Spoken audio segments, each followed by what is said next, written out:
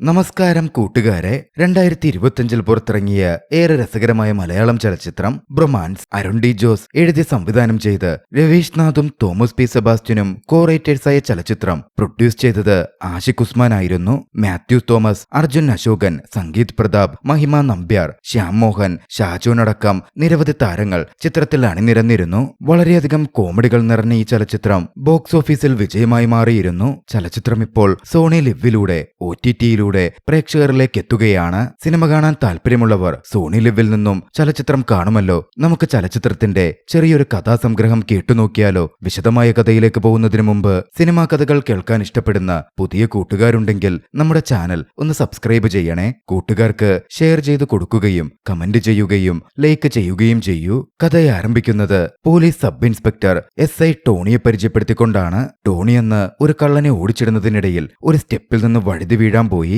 കീലേരി അച്ചു എന്ന ഇൻസ്റ്റഗ്രാം പ്രൊഫൈലിന്റെ ഉടമ അത് വീഡിയോ ആയി എടുക്കുകയും എഡിറ്റ് ചെയ്ത് പോസ്റ്റ് ചെയ്യുകയും ചെയ്തു. പിന്നെ പറയണ്ടല്ലോ, SI സുറ എന്ന പേരിൽ SI ടോണി കയറി വൈറലായി. പോലീസ് ഡിപ്പാർട്ട്മെന്റിലടക്കം ആൾക്കൊരു കോമാളി പരിവേഷം വന്നു. കഥ അവിടെ നിന്നും ഒരു വീട്ടിലേക്ക് തിരിയുകയാണ്. അവിടെ ക്രിസ്മസ് കരോൾ സംഘം എത്തിയിരുന്നു. അത് ബിൻഡോ വർഗീസിന്റെയും ഷിൻഡോ വർഗീസിന്റെയും വീടാണ്. കൊച്ചിയിൽ ജോലി നോക്കുന്ന ഷിൻഡോ ക്രിസ്മസ് പ്രമാണിച്ച് അന്ന് വീട്ടിലേക്ക് എത്തിയിരുന്നു. ഷിൻഡോ ഭക്ഷണം കഴിച്ച് അമ്മയ്ക്കൊപ്പം നിന്ന് സംസാരിക്കാൻ തുടങ്ങി. അമ്മയാണെങ്കിൽ ഷിൻഡോക്ക് 33 വയസ്സായില്ലേ, കല്യാണം ആലോചിക്കണ്ടേ എന്ന തരത്തിലേക്ക് സംസാരം കൊണ്ടുവന്നു. ഈ പഞ്ചായത്തിലെ മോസ്റ്റ് എലിജിബിൾ ബാച്ചിലർ താനാണെന്നും നല്ല സ്ത്രീധനം കിട്ടിയാലേ താൻ കല്യാണം കഴിക്കൂ എന്നുമായിരുന്നു ഷിൻഡോ പറഞ്ഞത്. സംസാരവും ഭക്ഷണം കഴിക്കലുമൊക്കെ കഴിഞ്ഞപ്പോ ഷിൻഡോ തന്റെ സഹോദരൻ ബിൻഡോയെ പറ്റി അമ്മയോട് ചോദിച്ചു. അമ്മ പറഞ്ഞു, മോനെ, അവനെന്തോ പ്രശ്നമുണ്ടടാ, ബിഫാമൊക്കെ പഠിച്ചതല്ലേ, ഏതെങ്കിലും മെഡിക്കൽ ഷോപ്പിലോ എന്തെങ്കിലും ജോലിക്കൊക്കെ പോയി കൂടെ? എപ്പോഴും വീട്ടിലും മുറിയടച്ചൊരേ പള്ളി പോലും പോകുന്നില്ല. ചോദിച്ച പറയും ഏത്യസ്റ്റ് ആണെന്ന്. മോനെ,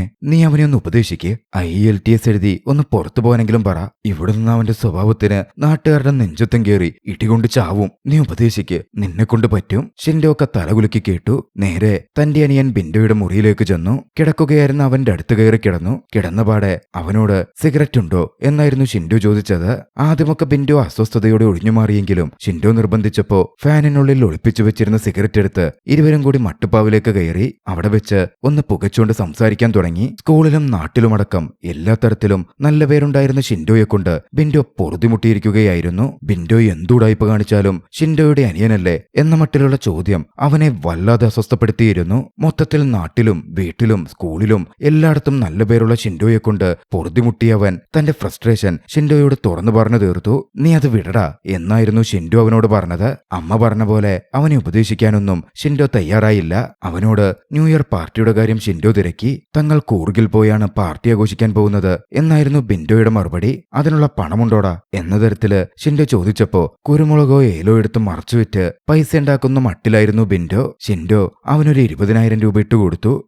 ഇങ്ങനെ നല്ല കാര്യം വല്ലതും ചെയ്, ഉപദേശിക്കാണ്ട്. ബിൻഡോ ചെറുചിരിയോടെ മറുപടിയും കൊടുത്തു. ആ സമയത്താണ് ഷിൻഡോയുടെ വാച്ച് ബിൻഡോ കാണുന്നത്. അതും ഷിൻഡോ ബിൻഡോക്ക് കൊടുത്തു. വൈകാതെ ന്യൂ ഇയർ പാർട്ടിക്ക് കൂട്ടുകാരുടെ ഒപ്പം ബിൻഡോ കൂർഗിലേക്ക് പുറപ്പെട്ടു. കൂർഗിൽ ന്യൂ ഇയർ പാർട്ടി അവർ അടിച്ചുപൊളിച്ച് ആഘോഷിക്കാൻ തുടങ്ങി. പെട്ടെന്നാണ് എന്തോ പൊട്ടുന്ന ശബ്ദം കേട്ടത്.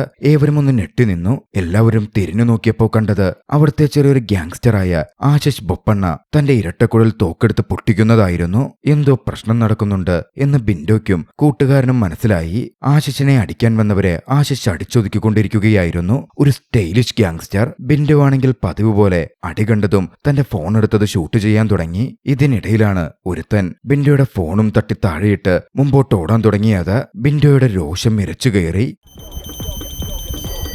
ഹാർട്ട് ബീറ്റ് വർദ്ധിച്ചു. പ്രഷർ കൂടി. ബിൻഡോ തന്റെ ഫോൺ തട്ടിയിട്ടവനെ പിടിച്ച് ഒറ്റ കീറു കൊടുത്തു. പിന്നാലെ ഫോണും താഴെ നിന്നെടുത്തു. അപ്പോഴേക്കും കൂട്ടുകാരൻ വന്നു പറഞ്ഞു, ഇവിടെ നിക്കണ്ട, അപകടമാണ്. അവര് കൊടവന്മാരാ, അവന്മാരാരാന്ന് നിനക്കറിയില്ല, പ്രശ്നമാവും. ബിൻഡോയെയും കൂട്ടിക്കൊണ്ട് കൂട്ടുകാരൻ വേഗം അവിടെ നിന്ന് പോരാൻ തുടങ്ങി. അവർ പോയതിന് പിന്നാലെ കൊടവന്മാരുടെ ആളുകൾ അവരെ തിരക്കി വന്നെങ്കിലും അപ്പോഴേക്കും ബിൻഡോയും കൂട്ടുകാരും അവിടെ നിന്നും റിസോർട്ടിലേക്ക് മാറിയിരുന്നു. അന്ന് റിസോർട്ടിലെത്തിയ ബിൻഡോയെ കൂട്ടുകാരൻ കണക്കിന് ചീത്ത വിളിച്ചു.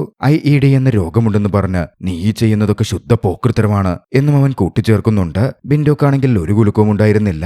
തനിക്കാരെയും പേടിയില്ല എന്നായിരുന്നു ബിൻഡോ പറഞ്ഞത്. തന്റെ ഇൻസ്റ്റഗ്രാം പ്രൊഫൈലായ കീലേരി അച്ചുവിൽ നിന്ന് ആശിഷ് പപ്പണ്ണയുടെ അടിയും എഡിറ്റ് ചെയ്ത് താനിടും എന്നവൻ പറയുകയും ചെയ്തു.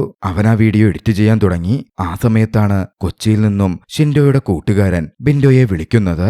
തന്റെ പേര് ഷബീർ എന്നാണെന്നും ഷിൻഡോ മിസ്സിംഗ് ആയിട്ട് 2 ദിവസമായെന്നും ഒന്ന് കൊച്ചിയിലേക്ക് വരാമോ എന്നും ചോദിച്ചായിരുന്നു ഷബീർ വിളിച്ചത്. ഷിൻഡോയോട് ഏറെ സ്നേഹമുള്ള ബിൻഡോ അത് കേട്ടതും ഒന്ന് പാനിക്കായിരുന്നു. ഉടനടി അവൻ ഷബീർ പറഞ്ഞ പോലെ കൊച്ചിയിലേക്ക് വെച്ചുപിടിച്ചു. കൊച്ചിയിലെത്തി ഷബീറിനൊപ്പം ഷിൻഡോയുടെ ഫ്ളാറ്റിലേക്ക് അവർ എത്തിച്ചേരുകയാണ്. പക്ഷെ ഫ്ളാറ്റ് മുഴുവൻ കുറച്ച് കുളമായി കിടക്കുകയായിരുന്നു. ബിൻഡോക്ക് ചില സംശയങ്ങൾ തോന്നി. സാധാരണ ഷിൻഡോ ഫ്ളാറ്റൊക്കെ ക്ലീനായി സൂക്ഷിക്കുന്ന വ്യക്തിയാണ്. അവന്റെ ഫ്ളാറ്റ് എന്താ ഇങ്ങനെ കിടക്കുന്നേ? കുറച്ച് സംശയത്തോടെ ബിൻഡോ ചോദിച്ചു. അവസാനമായി ഷിൻഡോയെ കണ്ട് രാത്രി നടന്ന കാര്യങ്ങൾ ഷബീർ ബിൻഡോയോട് വിശദീകരിക്കാൻ തുടങ്ങി. അന്ന് ഒരുപാട് മദ്യപിച്ച് ഷിൻഡോ ഷബീറിനൊപ്പം ഉണ്ടായിരുന്നു. ഷിൻഡോക്കൊരു പ്രണയമുണ്ടായിരുന്നു. ഐഷു എന്നാണ് ഷിൻഡോ പറഞ്ഞിരുന്നത്. അവൾ തേച്ചു എന്നും പറഞ്ഞ് അവനേറെ ദുഃഖിതനായിരുന്നു. അവൾ എന്നെ ചതിച്ചു എന്നൊക്കെ പറഞ്ഞ് അവൻ പുലമ്പിക്കൊണ്ടേയിരുന്നു. ആ സമയം ഷബീർ പോലും ചോദിച്ചു, നീ എന്നോട് ചെയ്ത പോലെ തന്നെയല്ലേ ഈ പ്രേമം പൊട്ടുന്നതിന്റെ ആദ്യത്തെ പരിപാടിയൊന്നുമല്ലല്ലോ. പക്ഷേ ഷിൻഡോ വല്ലാതെ അസ്വസ്ഥനായിരുന്നു. ഇനി എന്നെ ആരും കാണില്ല എന്ന മട്ടിലൊക്കെ ഷിൻഡോ ഒന്ന് സംസാരിച്ചു. ഷബീർ മൂത്രമൊഴിക്കാൻ പോയി തിരികെ വന്നപ്പോ റൂമിൽ ഷിൻഡോ ഉണ്ടായിരുന്നില്ല. ആദ്യം ഷബീർ അതൊരു തമാശയായിട്ടായിരുന്നു എടുത്തിരുന്നത്. പക്ഷെ പിന്നീട് ഷിൻഡോയെ കാണാതായപ്പോ ബിൻഡോയെ വിളിച്ച് വിവരം പറയുകയായിരുന്നു. ബിൻഡോയും ഷബീറും പോലീസ് കംപ്ലൈന്റ് കൊടുക്കുന്ന കാര്യത്തെപ്പറ്റിയൊക്കെ സംസാരിച്ചു. പെട്ടെന്നാണ് ബിൻഡോ ഷിൻഡോയുടെ കാമുകി ഐഷു എവിടാണുള്ളതെന്ന് അറിയാമോ എന്ന് ചോദിക്കുന്നത്. അറിയാമെന്ന് പറഞ്ഞതും ഷബീറിനെയും കൂട്ടിക്കൊണ്ട് ബിൻഡോ അങ്ങോട്ടേക്ക് പോയി. ഐശ്വര്യ എന്ന ഐഷു ഒരു ഡെന്റൽ ഡോക്ടറായിരുന്നു. ഡെന്റൽ ആശുപത്രിയിലേക്കായിരുന്നു അവർ എത്തിച്ചേർന്നത്. ആശുപത്രിക്ക് വെളിയിലെത്തിയപ്പോ ഷബീർ ഐശ്വര്യയുടെ മുമ്പിലേക്ക് ചെല്ലാൻ കുറച്ച് വിസമ്മതിച്ചു നിന്നു. അവരെന്നെ കണ്ട ശരിയാവില്ലെന്നും വന്ന കാര്യം നടക്കില്ല എന്നും ഷബീർ പറഞ്ഞു. ഒടുവിൽ ബിൻഡോ തന്നെ നേരിട്ട് ചെന്ന് നോക്കാൻ തീരുമാനിക്കുകയാണ്. പക്ഷേ അകത്ത് കയറി ബിൻഡോ ആകട്ടെ എന്തെങ്കിലും പറയാൻ പറ്റുന്നതിന് മുമ്പ് അവിടുത്തെ ഡോക്ടർ ട്രീറ്റ് ചെയ്യുകയായിരുന്നു ചെയ്തത്. ഐശ്വര്യയെ കണ്ടെങ്കിലും ഒന്നും പറയാനോ ഐശ്വര്യയ്ക്ക് മനസ്സിലാകും വിധം സംസാരിക്കാനോ ബിൻഡോയ്ക്ക് സാധിച്ചില്ല. ബിൻഡോ പുറത്തു വന്നപ്പോ ഷബീർ അടുത്ത തവണ താനും വരാമെന്ന് പറഞ്ഞ് ഐശ്വര്യയെ കാണാൻ ആശുപത്രിക്കകത്തേക്ക് ചെന്നു. ഇത്തവണ ഐശ്വര്യയുടെ മുമ്പിൽ ചെന്ന് താൻ ഷിൻഡോയുടെ അനിയനാണ് എന്ന് ബിൻഡോ പറഞ്ഞു. പക്ഷെ ഐശ്വര്യയ്ക്ക് നല്ല ദേഷ്യം വന്നിരുന്നു. വേഗം ഇവിടുന്ന് വിട്ടോ, അവനെപ്പറ്റി സംസാരിക്കാൻ പോലും എനിക്ക് ഇഷ്ടമില്ല എന്നായിരുന്നു ഐശ്വര്യ പറഞ്ഞത്. പിന്നാലെ അവരോട് അവിടുന്ന് പൊക്കോളാനും പറഞ്ഞ് ഐശ്വര്യ തിരികെ പോവാൻ നോക്കി. ബിൻഡോ ദേഷ്യത്തിൽ വിളിച്ചു പറഞ്ഞു, എന്റെ ചേട്ടൻ മിസ്സിങ്ങാ, അവനെ കണ്ടുകിട്ടത് ഞാൻ എങ്ങോട്ടും പോവില്ല. നിന്റെ ചേട്ടൻ എങ്ങോട്ടേലും പോയതിന് ഞാനെന്ത് ചെയ്യാനാ? അവൻ എവിടെയും പോയി ചാവട്ടെ, അതായിരുന്നു ഐഷു പറഞ്ഞത്. അതോടെ ബിൻഡോയുടെ ഐഇഡി ട്രിഗർ ചെയ്തു. ദേഷ്യം കൊണ്ടവൻ വിറയ്ക്കാൻ തുടങ്ങി.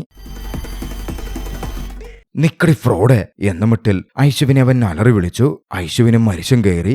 ഐശുവും തിരികെ വന്ന് ബിൻഡോയോട് ദേഷ്യപ്പെടാൻ തുടങ്ങി. കാസർഗോഡുകാരിയായ അവൾ തനി കാസർഗോഡൻ ഭാഷയിലായിരുന്നു അവനോട് സംസാരിച്ചത്.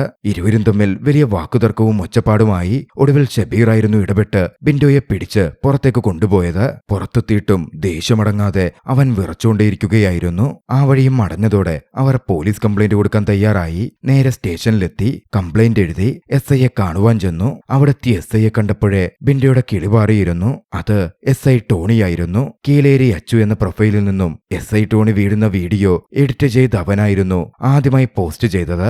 അതാണ് SI ടോണിയെ പിന്നീട് വൈറലായ SI സുറയാക്കി മാറ്റിയത്.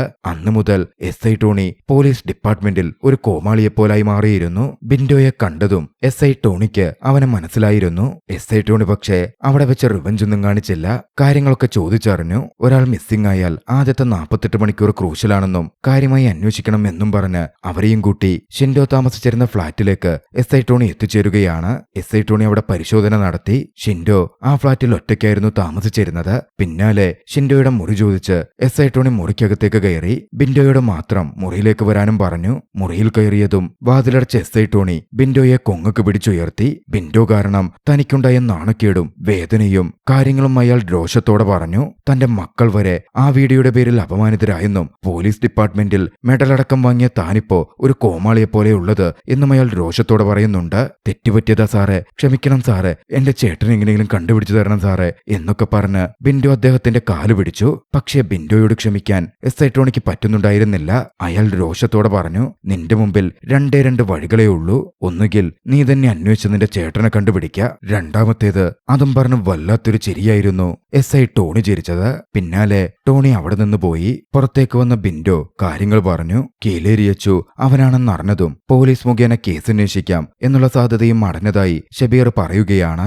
എന്തു ചെയ്യും എന്നവർ തലപുകഞ്ഞാലോചിച്ചു. താൻ ഓഫീസിൽ പോയി സൈൻ ചെയ്തിട്ട് വരാമെന്ന് പറഞ്ഞ് ഷബീർ അവിടെ നിന്നിറങ്ങി. ബിൻഡോ പഴയ കാര്യങ്ങൾ ആലോചിച്ചു കിടക്കാൻ തുടങ്ങി. ചെറുപ്പത്തിൽ മറ്റൊരുത്തൻ അവന്റെ പണം കൊണ്ടുപോയതിന് ആ കുറ്റം ഷിൻഡോ ഏറ്റെടുത്ത് അടിവാങ്ങിയിരുന്നു. ഷിൻഡോ തന്നോട് കാണിച്ച സ്നേഹവായ്പകൾ അവൻ ഓർത്തുകൊണ്ടിരുന്നു. അന്നവന്റെ പണം പറ്റിച്ചു കൊണ്ടുപോയത് ബിൻഡോയുടെ കൂട്ടുകാരൻ യഹിയായിരുന്നു. യഹിയ ഇപ്പോൾ കൊച്ചിയിലുണ്ട് എന്ന് ചിന്തിച്ച ബിൻഡോ ചേട്ടന്റെ തിരോധാനവുമായി ബന്ധപ്പെട്ട കേസിൽ എന്തെങ്കിലും സഹായം കിട്ടുമോ എന്നറിയാൻ യഹിയെ ഫോൺ ചെയ്യുകയാണ്. പക്ഷേ ബിൻഡോയാണ് വിളിക്കുന്നത് എന്ന് കണ്ടതും യഹിയെ ഒഴിഞ്ഞുമാറാൻ നോക്കി. താനിപ്പോൾ ഉള്ളത് ഗോവയിലാണ്, ന്യൂ ഇയർ ആഘോഷിക്കാൻ വന്നതാ എന്നൊക്കെയായിരുന്നു അവൻ പറഞ്ഞത്. അവൻ പക്ഷെ അപ്പോഴും കളമശ്ശേരിയിൽ ഉണ്ടായിരുന്നു. ഒരു ബസ്സിൽ യാത്ര ചെയ്യുകയായിരുന്നു. ബസ്സിലെ കിളി സ്റ്റോപ്പ് വിളിച്ചു പറഞ്ഞതും അത് ബിൻഡോ കേൾക്കുന്നുമുണ്ട്. എന്തായാലും യഹിയ ഒരാളെ ബിൻഡോയുടെ സഹായത്തിന് വിട്ടേക്കാം എന്ന് പറഞ്ഞിരുന്നു. കുറച്ചു സമയം പിന്നിട്ടതും എത്തിക്കൽ ഹാക്കറായ ഹരിഹരസുധൻ ബിൻഡോയുടെ അരികിലേക്ക് എത്തിച്ചേരുകയാണ്. വന്നപാടെ ഹരിഹരസുധൻ ഒരു കാര്യം പറഞ്ഞു.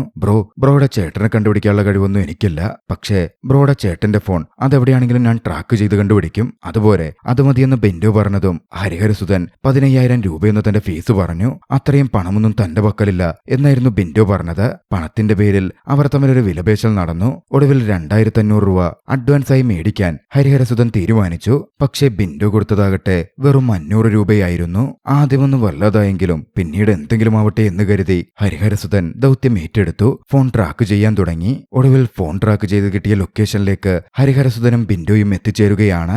അവിടെത്തിയവർ വാതിലിൽ മുട്ടി. വാതിൽ തുറന്നതാകട്ടെ ഷബീറുമായിരുന്നു. ഷബീറിനെ അവിടെ കണ്ടതും ബിൻഡോ ഒന്ന് ഞെട്ടുന്നുണ്ട്. ഓഫീസിൽ പോയി ഒപ്പിടട്ടെ എന്ന് പറഞ്ഞു പോയ ഷബീറാണ് ആ വീട്ടിൽ നിൽക്കുന്നത്. ഹരിഹരസുധൻ ഷിൻഡോയുടെ ഫോൺ ബീപ്പ് ചെയ്യിപ്പിച്ചപ്പോ ആ വീട്ടിലെ സോഫയ്ക്കടിയിൽ നിന്ന് ഷിൻഡോയുടെ ഫോൺ ബീപ്പ് ചെയ്യാനും തുടങ്ങി. അതോടെ ബിൻഡോയുടെ രോഷം മാളിക്കത്തി. ഷബീറായിരിക്കും ഷിൻഡോയെ എന്തെങ്കിലും ചെയ്തത് എന്ന് ചിന്തിച്ച ബിൻഡോ ഷബീറിനെ ആക്രമിക്കാൻ ആരംഭിച്ചു. ഷബീർ പറയുന്നത് പോലും കേൾക്കാൻ ബിൻഡോ നിൽക്കുന്നുണ്ടായിരുന്നില്ല. അവർ തമ്മിൽ ഒച്ചപ്പാടും ബഹളവും കയ്യാങ്കളിയും നടന്നു. പെട്ടെന്നാണ് അവിടുത്തെ വീടിന്റെ കോളിംഗ് ബെൽ മുഴങ്ങിയത്. ഹൗസ് ഓണറാവും അത് എന്ന മട്ടിൽ ഷബീർ വല്ലാതെ പരിഭ്രാന്തനാവുന്നുണ്ടായിരുന്നു. ഹരിഹരസുധൻ വാതിൽ തുറന്നു. വന്നെത്തിയതാകട്ടെ ഐശ്വര്യ എന്ന ഐശു ആയിരുന്നു. ഐശുവിനെ കണ്ടതും അവരാ പ്രശ്നം അവസാനിപ്പിച്ചു. ഐശുവിനെ അവിടെ കണ്ടതും ബിൻഡോ വീണ്ടും തെറ്റിദ്ധരിച്ചു. രോഷം കൊണ്ട് നിൽക്കുകയായിരുന്ന അവൻ വായിൽ വന്നതൊക്കെ വിളിച്ചു പറഞ്ഞു. ഷബീറും ഐശുവും തമ്മിൽ ബന്ധമുണ്ടെന്നും അത് നേരിട്ട് കണ്ട തന്റെ ചേട്ടനെ അവർ കൊല്ലുകയായിരുന്നു എന്നുമൊക്കെയായിരുന്നു ബിൻഡോ പറഞ്ഞത്. ഷബീറിനും മരിശം വന്നിരുന്നു. യഥാർത്ഥത്തിൽ നടന്ന കാര്യങ്ങൾ ഷബീർ അവിടെ വെച്ച് ബിൻഡോയോട് പറയുകയാണ്. അന്ന് രാത്രി മദ്യപിച്ച് മതോന്മത്തനായി ഷബീറിന്റെ മുറിയിൽ ഷിൻഡോ ഇരുന്ന ദിവസം തന്നെ ചതിച്ച ഐശുവിനെപ്പറ്റി അവൻ സംസാരിച്ചുകൊണ്ടിരിക്കുന്നുണ്ടായിരുന്നു. അവൾ എന്നെ ചതിച്ചതാ എന്ന് ഷിൻഡോ പറഞ്ഞപ്പോ ഷബീർ ചോദിച്ചു, അപ്പോ നീ എന്നെ ചതിച്ചതോ? എന്താ? എടാ സ്റ്റോക്കിനീഷ്യൽ എന്ന് പറഞ്ഞ് എന്റെ നിന്ന് പണം വാങ്ങിയിട്ട് 8 മാസമായി. ആ പണം ഇതുവരെ തന്നിട്ടില്ല. വീട്ടിലാണേൽ ആകെ പ്രശ്നമാണ്. ഷബീറിന്റെ ഉമ്മ കൂലിവേലയ്ക്ക് പോയായിരുന്നു വീട്ടിലെ കാര്യം നോക്കിയിരുന്നത്. ഷബീർ വീട്ടിലേക്ക് പണം കൊടുത്തിട്ടും കുറെ നാളായി. 1.5 ലക്ഷം രൂപയായിരുന്നു ഷിൻഡോ ഷബീറിന് കൊടുക്കാനുണ്ടായത്. ആ ഒരു അവസ്ഥയിലെ ദേഷ്യത്തിൽ ഷിൻഡോ ഒരു ഫ്രോഡാണെന്ന് ഷബീർ പറഞ്ഞു. അത് ഷിൻഡോയെ ചൊടിപ്പിച്ചിരുന്നു. കള്ളിന്റെ പുറത്ത് ഷിൻഡോ വായിൽ വന്നതൊക്കെ വിളിച്ചു പറഞ്ഞു. അവന്റെ അമ്മയുടെ തൊഴിലുറപ്പ് എന്നൊക്കെ പറഞ്ഞതും ഷബീറിന് ദേഷ്യം ഇരച്ചു കയറി. ഷബീർ ഷിൻഡോയെ നല്ല രീതിയിൽ ഒന്ന് തല്ലി. നീ പോയി ചാവ്, എന്താന്ന് വെച്ചാ ചെയ്യടാ എന്ന് പറഞ്ഞ് ഷബീർ തന്നായിരുന്നു തന്റെ ഫ്ളാറ്റിൽ നിന്നന്ന് ഷിൻഡോയെ ഇറക്കി വിട്ടത്. ഇതിനിടയിലായിരുന്നു ഷിൻഡോയുടെ ഫോൺ സോഫയ്ക്കടിയിലേക്ക് വീണുപോയതും. അന്നിറങ്ങിപ്പോയ ശേഷം ഷിൻഡോയെ പിന്നെ ഷബീർ കണ്ടിട്ടില്ല. പക്ഷേ ഷബീർ അപ്പോൾ പറഞ്ഞത് വിശ്വസിക്കാൻ ബിൻഡോ കൂട്ടാക്കുന്നുണ്ടായിരുന്നില്ല. രാവിലെ തൊട്ട് ഷബീർ തന്റെ കൂടെ ഉണ്ടായിരുന്നു. അപ്പോ മുതൽ പറഞ്ഞത് വേറെ കാര്യമാണ് എന്നൊക്കെ പറഞ്ഞ് അവൻ അരിശം പൂണ്ടു. ഈ സമയം ഹരിഹരസുധൻ പറഞ്ഞു, ഏയ് ഷബീർ പറയുന്നത് ശരിയാവാനാ സാധ്യത. അയാളുടെ ബോഡി ലാംഗ്വേജ് കണ്ടാൽ അറിയാം. അതോടെ അവിടെ വന്നെത്തിയ ഐശുവിലേക്ക് രോഷം പൂണ്ട് ബിൻഡോ കരുതുള്ളാൻ തുടങ്ങി. ഐശുവിനും വലിയ ദേഷ്യം വന്നിരുന്നു. ഐശു പറഞ്ഞു, ഷിൻഡോയുമായി ഞാൻ ബ്രേക്കപ്പ് ആയിട്ട് 4 മാസം കഴിഞ്ഞു. നിങ്ങൾ അന്വേഷിക്കുന്ന ഐശ്വര്യ വേറെ വല്ലവരുമായിരിക്കും. ഇത് ഇവിടെ കഴിഞ്ഞു. ഇതിന്റെ പേരിൽ എന്നെ ബുദ്ധിമുട്ടിച്ചേക്കരുത്. അത് പറയാനാ ഞാനിങ്ങോട്ട് വന്നത്. രോഷത്തിൽ അവൾ പുറത്തേക്കിറങ്ങി. ഇതേ സമയം ഹരിഹരസുധൻ ഷിൻഡോയുടെ ഫോൺ അൺലോക്ക് ചെയ്യാൻ ശ്രമിക്കുന്നുണ്ടായിരുന്നു. ഫോൺ അൺലോക്കായി കിട്ടിയതും അവനത് പരിശോധിച്ചു. അതിൽ കൊറിയർ ബാബു എന്ന ആളുടെ അടുത്തു നിന്നും 23 മിസ് കോൾ അന്നത്തെ ദിവസം വന്നു കിടക്കുന്നുണ്ടായിരുന്നു. അതത്ര സ്വാഭാവികമല്ലല്ലോ എന്ന് ചിന്തിച്ചവർ കൊറിയർ ബാബു ആരാണ് എന്ന മട്ടിൽ അന്വേഷിക്കാൻ തുടങ്ങി. പക്ഷേ ഷബീറിനും കൊറിയർ ബാബുവിനെ പറ്റി അറിവുണ്ടായിരുന്നില്ല. അവിടെ നിന്ന് അതുവരേക്കും പോവാതിരുന്ന ഐശു കയറി വന്ന് കൊറിയർ ബാബുവിനെ തനിക്കറിയാം എന്ന് പറഞ്ഞു. ഇതുവരെ പോയില്ലേ എന്ന ഷബീറിന്റെ ചോദ്യത്തിന് എന്തായാലും ഇത്രത്തോളമായി. ആ ഷിൻഡോയെ എനിക്കുമൊന്ന് കാണണം, അവനോട് 2 ചോദിക്കാനുണ്ട് എന്നായിരുന്നു ഐശുവിന്റെ മറുപടി. പിന്നാലെ കൊറിയർ ബാബുവിന്റെ ഇടത്തേക്ക് ഐശു അവരെ കൂട്ടിക്കൊണ്ടുപോവാൻ ആരംഭിച്ചു. ഐശ്വര്യയുടെ കാറിലായിരുന്നു അവർ യാത്ര തിരിച്ചത്. പോകുന്ന വഴിയിൽ ഷബീർ ഷബീർ ചോദിച്ചു. ഈ കൊറിയർ ബാബുവിനെ നിനക്കെങ്ങനെയാ പരിചയം? മറുപടിയായി ഐശ്വര്യ പറഞ്ഞു, മുമ്പ് ഈ ഷിൻഡോയെ ഞാൻ കൊറിയർ ബാബുവിന്റെ ഗോഡൌണിൽ കൊണ്ടുവന്ന് ഇറക്കിവിട്ടിട്ടുണ്ട്. അവര് തമ്മില് എന്തൊക്കെയോ പണപരമായിട്ടുള്ള ഇടപാടുകളുണ്ട്. ഐശ്വര്യയുടെ ഡ്രൈവിംഗ് വളരെ മോശമായിരുന്നു. അത് കുറച്ചെങ്കിലും വണ്ടിയിൽ യാത്ര ചെയ്ത് മൂവർ സംഘത്തെ ഭയപ്പെടുത്തുന്നുണ്ട്. എന്തായാലും യാത്രയ്ക്കൊടുവിൽ അവർ കൊറിയർ ബാബുവിന്റെ അടുത്തെത്തി. അവിടെ എത്തിയപ്പോഴോ അവിടെ വലിയൊരു തേനീച്ചക്കൂടുണ്ട്. അത് കണ്ട് ഹരിഹരസുധൻ ചെറുതായൊന്ന് ഭയന്നിരുന്നു. ഷബീർ പറഞ്ഞു, പേടിക്കണ്ട, സൂര്യ വിളിച്ചൂലാണ്ട് തേനീച്ച വന്ന് കുത്തില്ല, പറക്കില്ല. അങ്ങനല്ല ബ്രോ, തേനീച്ച ലൈറ്റ് ഫോളോ ചെയ്താ കുത്തുന്നേ. അതിന് കുത്താൻ ഈ ലൈറ്റൊക്കെ ധാരാളമാണ്. എന്തായാലും അവരെല്ലാവരും കൊറിയർ ബാബുവിന്റെ അടുത്തേക്ക് എത്തി. അവിടെ എത്തിയതും കൊറിയർ ബാബുവിനോട് ഐശ്വര്യ ചോദിച്ചു, ചേട്ടാ, ഷിൻഡോയെ കാണാനില്ല.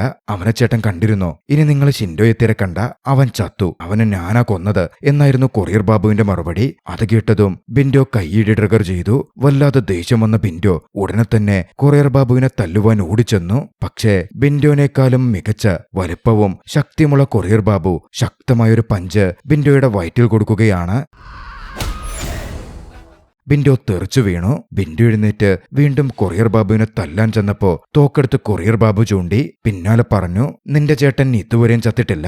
അവനെ ഞാൻ എന്തായാലും കൊല്ലും. 24 മണിക്കൂറിനകം 15 ലക്ഷം രൂപ എനിക്ക് തന്നില്ലെങ്കിൽ നിന്റെ ചേട്ടനെ പിന്നെ നീ അന്വേഷിക്കണ്ട.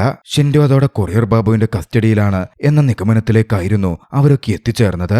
എങ്ങനെ കൊറിയർ ബാബുവിന്റെ അടുത്ത് നിന്ന് ഷിൻഡോയെ രക്ഷപ്പെടുത്തും? അവർ തലപുകന്നാലോചിക്കാൻ തുടങ്ങി. കയ്യിലാണെങ്കിൽ ഒരുപാട് പണവുമില്ല.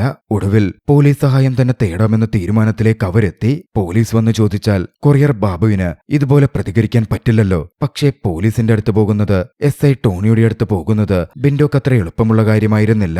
എന്തായാലും ഷബീറിനൊപ്പം ടോണിയുടെ വീട്ടിലേക്ക് ചെല്ലാൻ ബിൻഡോ തീരുമാനിച്ചു. ബിൻഡോ ഒറ്റയ്ക്കായിരുന്നു ടോണിയുടെ വീട്ടിലെത്തിയത്.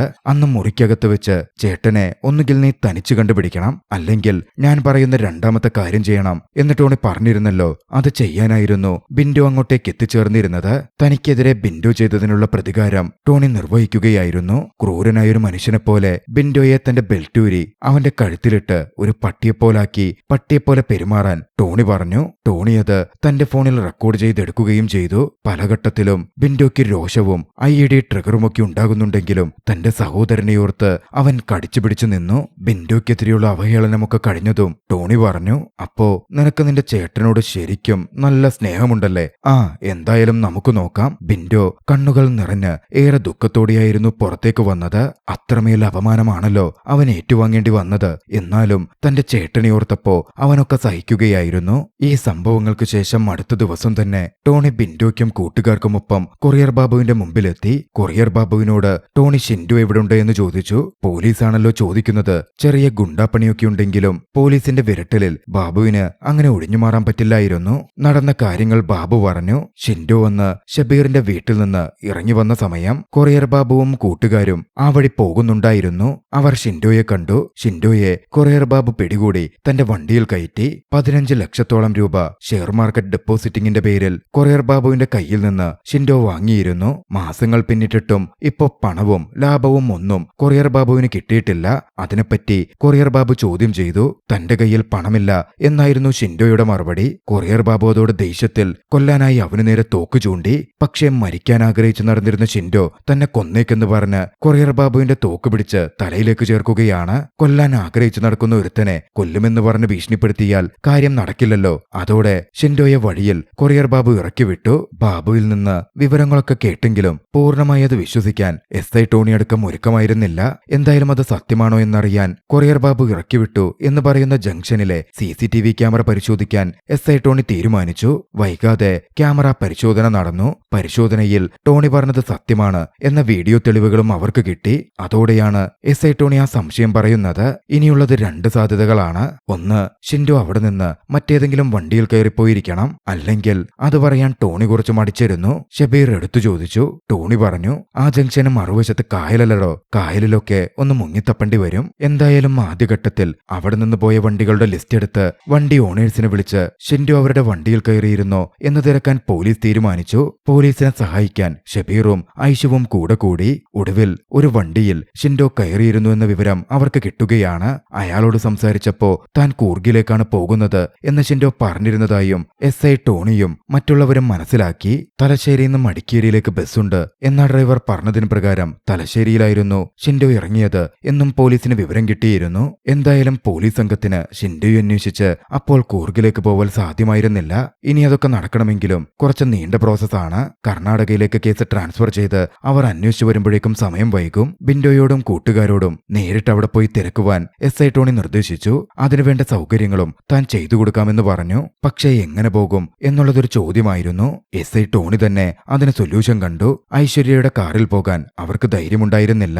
ടോണി അതിനുവേണ്ടി കൊറിയർ ബാബുവിനെ ചെന്ന് കണ്ടു. ഷിൻഡോയെ കണ്ടെത്താൻ അവരുടെ കൂടെ കൊറിയർ ബാബു പോയില്ലെങ്കിൽ അവസാനം ഷിൻഡോയെ കണ്ടയാൾ എന്ന മട്ടിൽ കേസ് കൊറിയർ ബാബുവിന്റെ തലയിൽ കെട്ടിവെക്കും എന്നൊക്കെ SI ടോണി പറഞ്ഞെങ്കിലും ബാബുവിന് അതിലൊന്നും കൂസലുണ്ടായിരുന്നില്ല. പക്ഷെ പിന്നാലെ ബാബുവിന്റെ പഴയ ഒരു NIA കേസ് താൻ കുത്തിപ്പൊക്കും എന്ന മട്ടിലായി ടോണിയുടെ സംസാരം. അതോടെ ബാബു ഒന്നടങ്ങി. ഭയന്ന ബാബു ഷിൻഡോയെ കണ്ടെത്താൻ അവരുടെ ഒപ്പം ചെല്ലാമെന്ന് സമ്മതിക്കുകയാണ്. അങ്ങനെ ബാബുവും ബിൻഡോയും ഷെബീറും ഐഷുവും ചേർന്ന് കൂർഗിന് പുറപ്പെടാൻ തയ്യാറായി. ഹരിഹരസുധനാണെങ്കിൽ താനിനി അങ്ങോട്ടേക്കൊന്നുമില്ല എന്ന് പറഞ്ഞ് അതിൽ നിന്ന് ഒഴിഞ്ഞുമാറുകയും ചെയ്തു. ഹരിഹരസുധൻ അവിടെ നിന്ന് അവൻ താമസിക്കുന്ന വീട്ടിലേക്ക് എത്തിയപ്പോഴാണ് അവിടെ മുഴുവൻ ആൾക്കൂട്ടവും പോലീസും. എന്താ കാര്യമെന്ന് അവൻ അന്വേഷിച്ചു. സംഭവം എന്തെന്നാൽ കഴിഞ്ഞ ദിവസം ആ വീട്ടിൽ കള്ളം കയറിയെന്നും 3 പവന്റെ മാല മോഷണം പോയി എന്നുമൊക്കെയായിരുന്നു ഹൗസ് ഓണർ ലേഡി പറഞ്ഞുകൊണ്ടിരുന്നത്. പക്ഷേ സംഭവം എന്തെന്നാൽ ആ ലേഡി വൈഫൈ ഓഫ് ചെയ്തപ്പോൾ രാത്രി ഹരിഹരസുധൻ ഇറങ്ങി ജനൽ വഴി വൈഫൈ ഓണാക്കാൻ ശ്രമിച്ചിരുന്നു. അവനത് ഓണാക്കുകയും ചെയ്തു. പക്ഷേ തിരികെ പോകുമ്പോ അവനെടുത്ത കോലുകൊണ്ട് ചെടിച്ചട്ടി വീണ് കാറിന്റെ ചില്ലടക്കം പൊട്ടി. ആ വീട്ടിലെ CCTV ക്യാമറ വർക്കിംഗ് അല്ല എന്ന ധൈര്യത്തിലായിരുന്നു ഹരിഹരസുധൻ അപ്പോഴും ഉണ്ടായിരുന്നത്. പക്ഷേ 2 ദിവസം മുമ്പ് CCTV ക്യാമറ ശരിയാക്കിയിട്ടുണ്ട് എന്നാലേടി പോലീസിനോട് പറയുന്നു കേട്ടതും നിന്ന നിൽപ്പിൽ ഹരിഹരസുധൻ വിറച്ചു. അവിടെ നിന്നാൽ പന്തിയല്ലെന്ന് കണ്ട് അവൻ വണ്ടിയെടുത്ത് പാഞ്ഞു പോകാൻ തുടങ്ങി. വണ്ടി ഒരു സിഗ്നലിൽ എത്തുമ്പോഴാണ് തന്റെ എതിർവശത്ത് കൂർഗിലേക്ക് പോകുന്ന കൊറിയർ ബാബുവിന്റെ വണ്ടി അവൻ കാണുന്നത്. ഉടനടി അവിടെ നിന്നാൽ പന്തിയല്ലെന്നറിയാവുന്ന അവൻ അവരുടെ കൂടെ ജോയിൻ ചെയ്തു. പക്ഷേ നടന്നതൊന്നും അവരോട് പറഞ്ഞതുമില്ല. കൂർഗിൽ പോയാൽ ടെക്നിക്കൽ കാര്യങ്ങൾക്ക് നിങ്ങൾക്ക് എന്റെ സഹായം വേണ്ടിവരും, അതുകൊണ്ടാ താൻ വന്നത് എന്നായിരുന്നു ഹരിഹരസുധൻ പറഞ്ഞത്. എന്തായാലും ആ സംഘം കൂർഗിലേക്ക് വെച്ചുപിടിച്ചു. പോകുന്ന വഴിയിൽ കൂർഗിൽ ഷിൻഡോയുടെ കുറച്ച് സുഹൃത്തുക്കളുണ്ട് എന്ന കാര്യം ബിൻഡോ പറഞ്ഞ് ഹരിഹരസുധൻ അറിഞ്ഞു. ഷിൻഡോ ബാംഗ്ലൂരിലെ കോളേജിലാണ് പഠിച്ചത് എന്നുകൂടി അറിഞ്ഞതും ആ കോളേജ് ബേസ് ചെയ്ത് അവൻ കമ്പ്യൂട്ടറിൽ തിരയാൻ തുടങ്ങി. ഒടുവിൽ അവനൊരു കാര്യം മനസ്സിലാക്കി. ഷിൻഡോ ഉള്ളത് മടിക്കേരിയിലൊന്നുമല്ല. 2011 ബാച്ചിൽ ഷിൻഡോയ്ക്കൊപ്പം പഠിച്ചിരുന്ന ഒരേ ഒരാളെ കൂർഗിലുള്ളൂ, ഐശ്വര്യ ബൊപ്പണ്ണ. ഷിൻഡോ അവസാനമായി പറഞ്ഞ ഐഷു. ഷിൻഡോ എന്തായാലും അവളുടെ അടുത്തേക്കായിരിക്കും പോയിരിക്കുക. വിരാജ് പേട്ടിലുള്ള ഒരു കൊടവാഗേൾ. ഐശ്വര്യയുടെ വിവാഹം ഇന്നലെയായിരുന്നു. ഷിൻഡോ അങ്ങോട്ടേക്ക് പോയിരിക്കുക.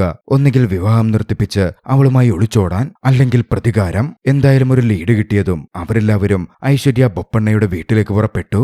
അവരങ്ങനെ വിരാജ് പേട്ടിലെ ഐശ്വര്യ ബൊപ്പണ്ണയുടെ വീട്ടിലെത്തുകയാണ്. അവിടെയാണെങ്കിൽ കല്യാണ ഫംഗ്ഷൻ നടക്കുകയാണല്ലോ. പുറത്തു നിന്നപ്പോൾ തന്നെ ഐശ്വര്യയുടെ വീട്ടുകാർ വലിയ ഹോൾഡുള്ളവരാണ് എന്ന് ബിൻഡോയ്ക്കും മറ്റും മനസ്സിലായിരുന്നു. പുറത്ത് ചിലർ ഇരട്ടക്കുടൽ തോക്കുകൊണ്ട് വെടിയുതിർക്കുന്നു. പോലീസിലെ ഉന്നത ഉദ്യോഗസ്ഥർ വിവാഹ വീട് സന്ദർശിച്ചു മടങ്ങുന്നു. എല്ലാവർക്കും കൂടി അകത്തേക്ക് ചെല്ലൽ പന്തിയല്ല എന്ന് കണ്ടതും ഡോക്ടർ ഐഷുവിനെ ഐശ്വര്യ ബൊപ്പണ്ണയുടെ അടുത്തേക്ക് അയക്കാൻ അവരൊക്കെ തീരുമാനിച്ചു. കുറച്ചു മടിച്ചിട്ടാണെങ്കിലും ഡോക്ടർ ഐഷു ഐശ്വര്യ ബൊപ്പണ്ണയുടെ അടുത്തേക്കെത്തി. കൂട്ടുകാരിയെന്ന് പറഞ്ഞായിരുന്നു എത്തിയത്. ഐഷു സംസാരിച്ചപ്പോഴാണ് ഐശ്വര്യ ബൊപ്പണ്ണയിൽ നിന്നും ചില കാര്യങ്ങൾ മനസ്സിലാകുന്നത്.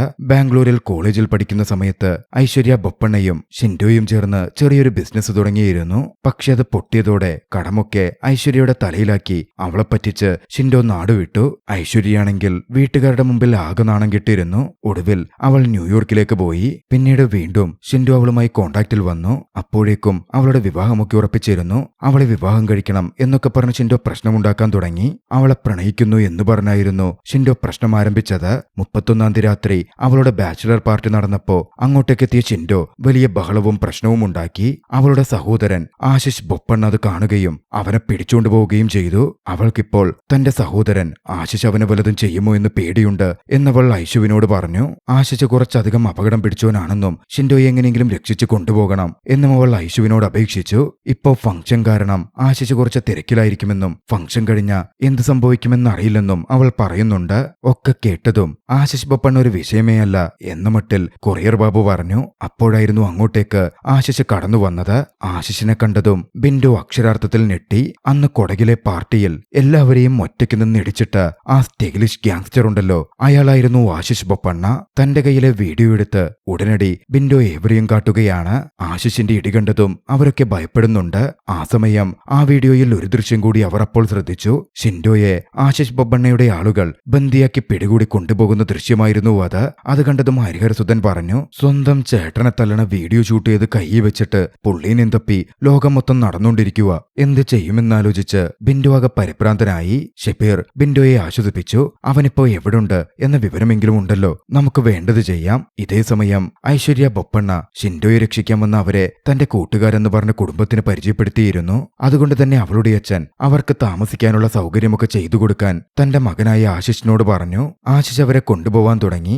ആശിഷിനാണെങ്കിൽ ഡോക്ടർ ഐശുവിനെ കണ്ടപ്പോഴേ ചെറിയൊരു അട്രാക്ഷൻ തോന്നിയിരുന്നു. ഐശുവിനോട് അവൻ ഫ്ലേട്ട് ചെയ്യാനും തന്റെ വണ്ടിയിൽ റിസോർട്ടിലേക്ക് കൊണ്ടുപോകാനുമൊക്കെ തുടങ്ങി. അവരെ പിന്തുടർന്നായിരുന്നു ബാക്കിയുള്ളവർ റിസോർട്ടിൽ എത്തിച്ചേർന്നത്. റിസോർട്ടിൽ അവരെ ഡ്രോപ്പ് ചെയ്ത് ആശിഷ് പോവാൻ നേരം കൊറിയർ ബാബുവും ബിന്ദോയും ഷബീറും ആശിഷിനെ ഫോളോ ചെയ്തു. അവൻ എത്തിച്ചേരുന്നിടത്തു നിന്ന് ഷിൻഡോയെ കണ്ടെത്താം എന്നായിരുന്നു അവർ കരുതിയിരുന്നത്. പക്ഷേ ആശിഷാണെങ്കിൽ അങ്ങോട്ടേക്കൊന്നും പോയിരുന്നുമില്ല. ഒരു ഘട്ടത്തിൽ തന്നെ ഫോളോ ചെയ്യുന്നവരെ കണ്ട ആശിഷ് അവരുടെ അടുത്തെത്തി എന്താ എന്നെ ഫോളോ ചെയ്യുന്നതെന്ന് ചോദിച്ചു. ഭയന്ന ബിന്ദോ പെട്ടെന്ന് പറഞ്ഞത് തങ്ങൾ മദ്യഷോപ്പ് നോക്കി വന്നതെന്നായിരുന്നു. അവർക്കുള്ള മദ്യമൊക്കെ താൻ അറേഞ്ച് ചെയ്തോളാം എന്ന് പറഞ്ഞ ആശിഷ് അവരെ അവിടെ നിന്ന് പറഞ്ഞു വിട്ടു. അവരെല്ലാവരും അങ്ങനെ അവിടെ നിന്നും നേരെ റൂമിലേക്ക് ചെല്ലുകയാണ്. റിസോർട്ടിലെത്തിയപ്പോഴോ അവിടെ ബിന്ദോയുടെ മറ്റൊരു കൂട്ടുകാരൻ വന്നെത്തിയിരുന്നു. ബെൽജി എന്നായിരുന്നു അവന്റെ പേര്. ബാംഗ്ലൂരിൽ നിന്ന് വന്നതാണ്. ഷിൻഡോ ചേട്ടനെയും കൊണ്ടേ നമ്മൾ പോകുന്നുള്ളൂ എന്ന് പറഞ്ഞ് അവനും അവരുടെ കൂടെ കൂടി. അങ്ങനെ എല്ലാവരും റൂമിലെത്തി എന്ത് ചെയ്യണമെന്ന് പ്ലാൻ ചെയ്യാൻ തുടങ്ങി. അവരങ്ങനെ സംസാരിച്ചു നിൽക്കെ ആശിഷിന്റെ കൂട്ടാളികളിൽ ഒരാൾ വന്ന് കീലേരിയച്ചു ആരാണെന്ന് ചോദിച്ചു. ബിന്ദു മുമ്പിലേക്ക് ചെന്നു. ബിന്ദു എന്ന് പറഞ്ഞാൽ ഷിൻഡോയുടെ അനിയനാണെന്ന് മനസ്സിലാകുമോ എന്ന് ചിന്തിച്ച അവർ കീലേരി അച്ചു എന്നായിരുന്നു ബിന്ദുയുടെ പേര് പറഞ്ഞിരുന്നത്. അങ്ങനെ ബിന്ദു ചെന്നു. ബിന്ദുയെ കൂട്ടി വന്ന വ്യക്തി ആശിഷിനടുത്തെത്തി. അടുത്തുള്ള മുറിയിൽ ചെന്ന് നിനക്ക് വേണ്ട മദ്യമെടുത്തോ എന്ന് പറഞ്ഞ് ആശിഷ് ബിന്ദുയെ പറഞ്ഞു വിട്ടു. ബിന്ദുയും മുറിയിലെത്തി കുപ്പിയെടുത്തു. ആ സമയം ആശിഷ് മുറിയിലേക്ക് വന്നു. ആശിഷിന്റെ ഫോണിലെ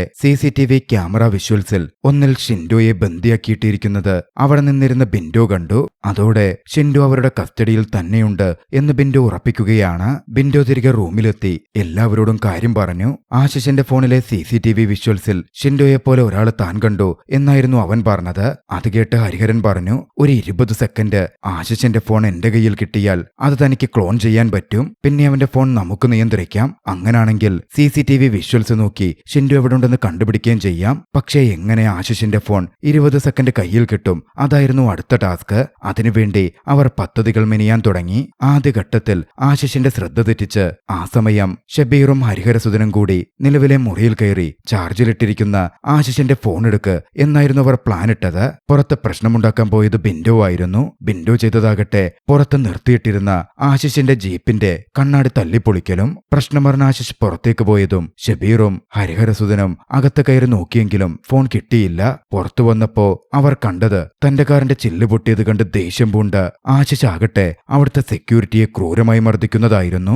ഇത് കണ്ടുനിന്ന ബിന്ദോയുടെ കിളിപാറുന്നുണ്ട്. ആ സമയമാണ് ഐശു കടന്നു വന്നത്. ഐശുവിനെ കണ്ടതും ആശിഷ് ഒന്നടങ്ങി. ഐശുവിന് മേൽ ആശിഷിനൊരു കണ്ണുണ്ടല്ലോ, അത് തന്നെയായിരുന്നു കാരണം. എന്തായാലും ആ പ്ലാൻ പാളിയതോടെ അവർ അടുത്ത പദ്ധതി പ്ലാൻ ചെയ്യാൻ തുടങ്ങി. ഷബീറായിരുന്നു പ്ലാൻ പറഞ്ഞത്. ആ പ്ലാൻ നടപ്പിലാക്കാൻ അവർ നേരെ അടുത്ത ദിവസം ഐശ്വര്യയുടെ റിസപ്ഷൻ ഫംഗ്ഷനിൽ പങ്കെടുക്കാൻ പോയി. റെന്റൽ കോസ്റ്റ്യൂമൊക്കെ എടുത്ത് പ്ലാൻ പ്രകാരമായിരുന്നു അവർ ചെന്നത്. അവിടെ ഇപ്പോൾ ആഘോഷ പരിപാടികൾ നടക്കുകയാണ്. അവരും അതിലേക്ക് ബ്ലെൻഡ് ചെയ്ത് കയറി. ഇതിനിടയിൽ ഹരിഹരസുധനിൽ നിന്നും ചിന്തിക്കാൻ വേണ്ടി കേക്ക് വാങ്ങി കഴിച്ചിരുന്ന ഷബീറാകട്ടെ അത് കഞ്ചാവ് ബ്രൗണിയാണ് എന്നറിഞ്ഞിരുന്നില്ല. അത് കഴിച്ചതും ഷബീർ വല്ലാത്ത എനർജറ്റിക് ആയിരുന്നു. അവിടെ അവർ പ്ലാൻ നടപ്പിലാക്കാൻ തുടങ്ങി. പാട്ടും ഡാൻസും അരങ്ങേറുന്നതിനിടയിൽ ആശിഷ് ബൊപ്പണ്ണയെ തട്ടി ആശിഷ് ബൊപ്പണ്ണ കൊണ്ട് ഐശുവിന്റെ ദേഹത്തേക്ക് ഡ്രിങ്ക്സ് മറിഞ്ഞു വീണതുപോലുള്ള ഒരു സീൻ അവർ സൃഷ്ടിച്ചു. ഐശു അവിടെ നിന്ന് മാറിയതും ആശിഷും അവളുടെ ഒപ്പം ചെന്നു. ഐശു ആശിഷിനോട് നല്ല രീതിയിൽ ഇടപഴകി നിങ്ങളുടെ ഫോണൊന്ന് തരാമോ, ഞാൻ ഫോൺ എടുത്തില്ല, ഡ്രിങ്ക്സ് മറിഞ്ഞ് ഞാനാകെ അലമ്പായിട്ടുണ്ടോ എന്ന് നോക്കാനാ എന്ന് പറഞ്ഞതും ഒരു സെൽഫി എടുക്കാം എന്ന ഘട്ടത്തിലേക്ക് അവർ കടക്കുകയാണ്. സെൽഫി എടുക്കാൻ അവർ നിന്നതും പദ്ധതിയുടെ ഭാഗമായി അങ്ങോട്ടേക്ക് ഷബീർ കടന്നു വന്നു. ഷബീർ അവിടെ താൻ ഐശുവിനോട് പ്രണയത്തിലാണെന്നും ബൊപ്പണ്ണയോടൊപ്പം ചേർന്ന് ഐശു തന്നെ ചതിച്ചെന്നും പറഞ്ഞ് വിഷയമുണ്ടാക്കാൻ ആരംഭിക്കുകയും ഐശുവിന്റെ അടുത്തുനിന്ന് ഫോൺ തട്ടിപ്പറിച്ചു വാങ്ങുകയും ചെയ്തു. അവസരം മനസ്സിലാക്കി ബിന്ദു എത്തുകയും ഷബീറിനടുത്ത് നിന്ന് ഫോൺ വാങ്ങി ഹരിഹരസുധന്റെ അടുത്തേക്ക് പോവുകയും ചെയ്തു.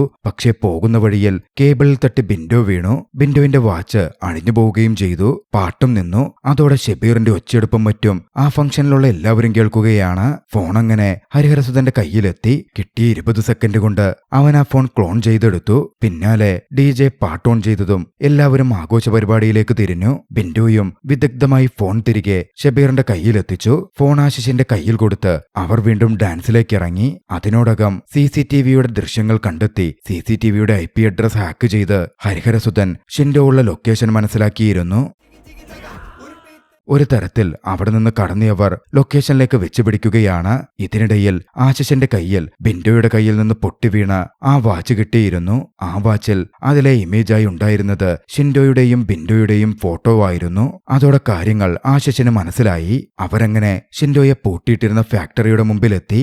ഇതിനിടയിൽ താൻ കഴിച്ചത് കഞ്ചാവ് ബ്രൗണി ആയിരുന്നു എന്ന് തിരിച്ചറിഞ്ഞ ഷബീർ ആകെ അസ്വസ്ഥനാവുന്നുണ്ട്. ഷബീർ ആണെങ്കിൽ ഒരു പാവം ഇൻട്രോവേർട്ട് ആണല്ലോ, അതും ഒരു മതവിശ്വാസിയും. അവനാകെ അസ്വസ്ഥനായി ഒരു മൂലയ്ക്ക് ചെന്ന് ദൈവത്തോട് ക്ഷമാപണം നടത്താനൊക്കെ തുടങ്ങി. ഷബീറിനെ ആശ്വസിപ്പിക്കാൻ പറഞ്ഞുവിട്ടത് ഐഷുവിനെയായിരുന്നു. ഐഷു ഷബീറിനെ കണ്ട് സംസാരിച്ചു. അവർ സംസാരിക്കുമ്പോഴാണ് ചില കാര്യങ്ങൾ വ്യക്തമാകുന്നത്. യാഥാർത്ഥ്യത്തിൽ ഷബീർ ഐഷുവിനെ പണ്ടുതൊട്ടേ പ്രണയിച്ചിരുന്നു. ഷബീറിന്റെ പ്രണയത്തിന് ഷിൻഡോ വന്ന് കൂട്ടുവന്നതായിരുന്നു. പക്ഷെ ഒടുവിൽ ഷബീറിനെ തേച്ച് ഷിൻഡോ ഐഷുവുമായി പ്രണയത്തിലായി. ഷബീർ തന്നെ എത്രത്തോളം പ്രണയിക്കുന്നു എന്നറിഞ്ഞതും ഐഷുവിനും ഷബീറിനോട് പ്രണയം തോന്നുന്നുണ്ട്. വൈകാതെ അവർ ആ ഫാക്ടറിക്കകത്തേക്ക് കടന്നു. ഷിൻഡോയെ കണ്ടെത്തി ഷിൻഡോയെ മോചിതനാക്കി. ഷിൻഡോയെ മോചിപ്പിച്ചതിന് പിന്നാലെ ഷിൻഡോയോടുള്ള ദേഷ്യത്തിൽ ഷബീറും ഐഷുവും ഒരു കാര്യവുമില്ലെങ്കിലും ഹരിഹരസുധനും ഓരോന്ന് പൊട്ടിച്ചെങ്കിലും ബിൻഡോ തന്റെ ചേട്ടനെ സ്നേഹത്തോടെ കെട്ടിപ്പിടിച്ചു. പിന്നാലെ കൊറിയർ ബാബു പറഞ്ഞു, മറ്റന്മാർ വരുന്നതിന് മുമ്പ് ബോർഡർ കടക്കണം, വേഗം ഇവിടുന്ന് പോവാം. പക്ഷേ താനിപ്പോ വരുന്നില്ലെന്നും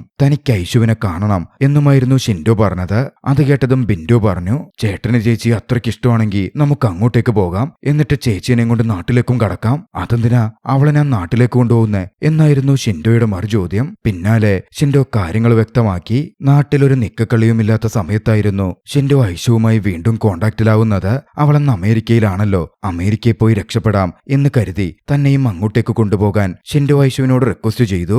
20 ലക്ഷം രൂപ കൊടുത്ത അതിനുള്ള സംഭവം ഉണ്ടാക്കാം എന്നവൾ പറഞ്ഞപ്പോ ഷിൻഡോ പണം മറച്ച് അവൾക്ക് 20 ലക്ഷം കൊടുത്തു. പക്ഷേ അതും വാങ്ങി അവൾ അവനെ തേച്ചു.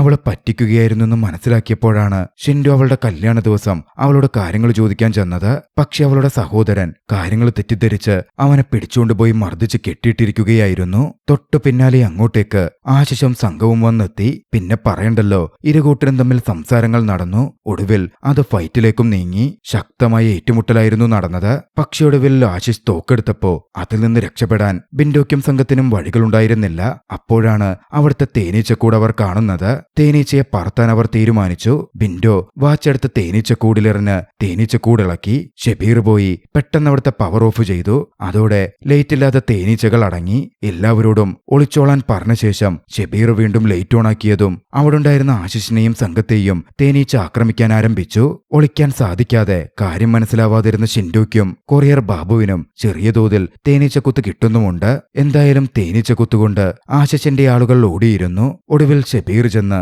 ആശിഷിന്റെ തോക്ക് കൈവശപ്പെടുത്തി. എല്ലാവരും ആശിഷിനെതിരെ നിരന്നു വന്നു. കൊറിയർ ബാബു തോക്ക് അവന്റെ അടുത്ത് നിന്ന് ഏറ്റുവാങ്ങിയിരുന്നു. പിന്നാലെ അവിടെ നിന്ന് പോകുവാൻ അവർ തീരുമാനിച്ചു. പക്ഷേ ഷിൻഡോ അപ്പോഴും കല്യാണം നടക്കുന്നിടത്തേക്ക് ഐഷുവിനെ കാണാൻ പോകണം എന്ന് പറയുകയായിരുന്നു. കൊറിയർ ബാബു ദേഷ്യം വന്ന് ഷിൻഡോയ്ക്ക് നേരെ തോക്ക് ചൂണ്ടി. ഉടൻ ഷിൻഡോ ചോദിച്ചു, നിന്റെ കാശ് വേണോ? അതെന്ത് ചോദ്യം അത് എന്നായിരുന്നു കൊറിയർ ബാബുവിന്റെ മറുചോദ്യം. എങ്കി അവിടെ പോവണം എന്ന് പറഞ്ഞ ഷിൻഡോ അവരുമായി വിവാഹ ഫംഗ്ഷൻ നടക്കുന്നിടത്തേക്ക് ചെന്നു. അങ്ങോട്ടേക്കെത്തിയ ഷിൻഡോയെയും അവരെയും കണ്ട് ഐഷു ചെറുതായൊന്ന് ഞെട്ടുന്നുണ്ട്. അവരെല്ലാവരും വേദിയിലേക്ക് കയറി. ഷിൻഡോ ഐഷുവിനോട് തന്റെ പണത്തെപ്പറ്റി ചോദിച്ചു. തനിക്ക് തന്റെ പണം തിരികെ വേണമെന്ന് പറഞ്ഞു. നിന്റെ പണം നിനക്ക് തിരികെ കിട്ടുമെന്ന് തോന്നുന്നുണ്ടോ? ബാംഗ്ലൂരിൽ വെച്ച് നീ എന്താ ചെയ്തെന്ന് ഓർമ്മയില്ലടാ ഫ്രോഡെ. ഓഹോ, അപ്പൊ പഴയ കേസിന് റിവെഞ്ച് എടുത്തതായിരുന്നല്ലേ നീ? ഷിൻഡോ ചോദിച്ചു. അതേ എന്നായിരുന്നു ചിരിയോടെ അവളുടെ മറുപടി. ഓ എങ്കി ശരി എന്ന് പറഞ്ഞ് ഷിൻഡോ വരനെയും ഐഷുനെയും കെട്ടിപ്പിടിച്ച് കൺഗ്രാറ്റുലേഷൻ പറഞ്ഞു. പിന്നാലെ അവിടെ നിന്ന് അവരോട് യാത്ര പറഞ്ഞിറങ്ങി. പക്ഷേ പോരുമ്പോൾ ഷിൻഡോ ഒന്ന് ചെയ്തിരുന്നു. ഐശ്വര്യയുടെ കഴുത്തിൽ കിടന്ന ഡയമണ്ട് നെക്ലസ് അവൻ മോഷ്ടിച്ചിരുന്നു. ആ നെക്ലസ് അവൻ ബാബുവിന് കൈമാറി. കൂടുതലുണ്ടോ കുറവുണ്ടോ എന്നൊന്നും എനിക്കറിയില്ല. ഇപ്പോ എന്റെ കയ്യിൽ ഇതേയുള്ളൂ എന്നായിരുന്നു അവൻ ബാബുവിനോട് പറഞ്ഞത്. അങ്ങനെ അതുമായി അവർ കേരളത്തിലേക്ക് തിരിക്കുകയാണ്. പോരുന്ന വഴിയിൽ പാതി വഴിയിൽ വെച്ച് അവരുടെ വണ്ടിക്ക് വട്ടമായി കുറെ ബൈക്കുകൾ നിരന്നു വന്നു. ഇതേതാ അടുത്ത വള്ളി എന്ന മട്ടിൽ അവർ ചിന്തിച്ചിരിക്കുകയായിരുന്നു. ബിന്ദുക്ക് പക്ഷേ കാര്യം മനസ്സിലായി. തന്റെ മുമ്പിൽ വന്നിരിക്കുന്നത് ന്യൂ ഇയർ രാത്രിയിൽ താൻ തല്ലിയ കൊടവന്മാരുടെ സംഘമാണ്. തന്നെ മനസ്സിലാക്കി തിരികെ തല്ലാൻ വന്നിരിക്കുകയാണ്. ധൈര്യത്തോടെ ഏവരുടെയും പിന്തുണയുണ്ടെന്ന് കരുതി ബിന്ദു മുന്നിട്ട് ചെന്നു. നിങ്ങൾ എത്ര പേര് വന്നാലും കുഴപ്പമില്ല, എല്ലാവരെയും ഞങ്ങൾ നേരിടും. പിന്നാലെ ബിന്ദു ഡോൺലി എന്ന് കൊറിയർ ബാബുവിനെ ഉദ്ദേശിച്ച് ഉറക്ക വിളിച്ചു. പക്ഷേ കൊറിയർ ബാബു ആണെങ്കിൽ എനിക്കിനി ഇടുകൂടാനും തേനീച്ചയുടെ കൊത്തൊന്നും കിട്ടാനേ വയ്യ എന്ന് പറഞ്ഞ് കാറിലേക്ക് തിരികെ കയറുകയായിരുന്നു. അത് കണ്ട് ബിന്ദുവും കൂട്ടരും അയ്യോ എന്ന് അലറി വിളിച്ച് കാറിലേക്ക് ഓടിക്കയറാൻ തുടങ്ങി. കൊടവന്മാരുടെ സംഘം ബൈക്കെടുത്ത് അവരുടെ പിന്നാലെ വരുന്നുണ്ടായിരുന്നു. ആ ദൃശ്യത്തോടെ ചലച്ചിത്രം അവസാനിക്കുന്നു. ഒരുപാട് ഡയലോഗ് കോമഡികളും സാഹചര്യ കോമഡികളും ഒക്കെയുള്ള രസകരമായ ഒരു ചലച്ചിത്രമാണ് ബ്രൊമാൻസ്. എല്ലാവരും സിനിമ സോണി ലിവിൽ നിന്നും കാണുമല്ലോ. കഥ നിങ്ങൾക്കിഷ്ടമായെങ്കിൽ വീഡിയോ ലൈക്ക് ചെയ്യുക. അഭിപ്രായങ്ങളും നിർദ്ദേശങ്ങളും കമന്റുകളിൽ രേഖപ്പെടുത്തുക. കഴിയുമെങ്കിൽ ചാനൽ സബ്സ്ക്രൈബ് ചെയ്തും കൂട്ടുകാർക്ക് ഷെയർ ചെയ്തു കൊടുത്തും ഞങ്ങളെ സപ്പോർട്ട് ചെയ്യുക. അടുത്ത എപ്പിസോഡിൽ മറ്റൊരു മികച്ച ചലച്ചിത്രവുമായി നമുക്ക് കണ്ടുമുട്ടാം. അതുവരെ ബൈ.